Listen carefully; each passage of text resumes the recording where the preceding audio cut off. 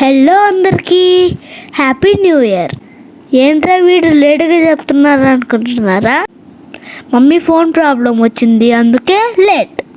అందరూ new year బాగా celebrate చేసుకున్నారా? మేమైతే 31st నైట్ బాగా నిద్రపోయి ఫస్ట్న సెలబ్రేట్ చేసుకున్నాం. మా న్యూ ఇయర్ డేని పొద్దున్నే గుడికెళ్ళి దేవుడి బ్లెస్సింగ్స్తో స్టార్ట్ చేసాం. గుడికెళ్ళి వచ్చాక కేక్ కటింగ్ చేసి మా అమ్మ, నాన్నకి, తాతయ్యకి, అమ్మమ్మకి, మా తమ్ముడికి కేక్ తినిపించాము.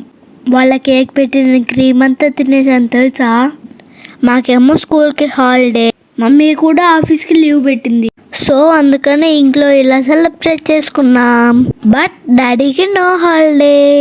ఇంట్లో సెలబ్రేషన్ అయిపోయినాక డాడీ ఆఫీస్కి వెళ్ళిపోయారు. తాతయ్య వాళ్ళు కేక్ పెట్టే లోపల చూడండి, నేను మా తమ్ముడు క్రీమ్ని అలా తినేసాం. సో ఇంట్లోనే గేమ్స్ ఆడుకొని ఈవినింగ్ మమ్మీని కేఎఫ్సీకి తీసుకోపోమని చెప్పాం. ఒకసారి చూడండి ఎంతమంది జనాలు ఉన్నారో చూడండి. కేఎఫ్సీలో కూర్చోనేదానికి కూడా, నిల్చోనేదానికి కూడా ప్లేస్ లేదు. తీరా కౌంటర్ దగ్గరికి వెళ్తే ప్రెజెంట్ ఆర్డర్ తీసుకోవటం లేదు, ఆపేసామన్నారు.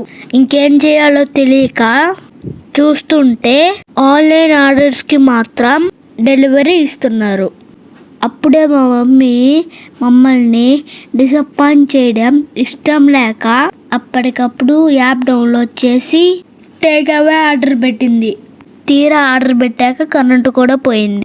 అయినా సరే వెయిట్ చేసి మా ఆర్డర్ వచ్చేసింది.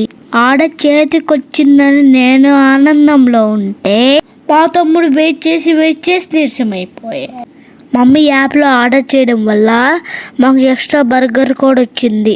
టేక్ అవేలా ఆర్డర్ ఇంటికి తెచ్చేసుకొని అందరం ఎంజాయ్ చేస్తూ తిన్నాం. కేఎఫ్సీ ఎప్పుడు తిన్నా బోర్ కొట్టదు కదా. సో మేము మా న్యూ ఇయర్ని ఎటు సెలబ్రేట్ చేసుకున్నాం. మీరు కూడా న్యూ ఇయర్ ఎలా సెలబ్రేట్ చేసుకున్నారో కామెంట్ చేయండి, లైక్ చేయండి, షేర్ చేయండి, సబ్స్క్రైబ్ చేయండి. Thank you.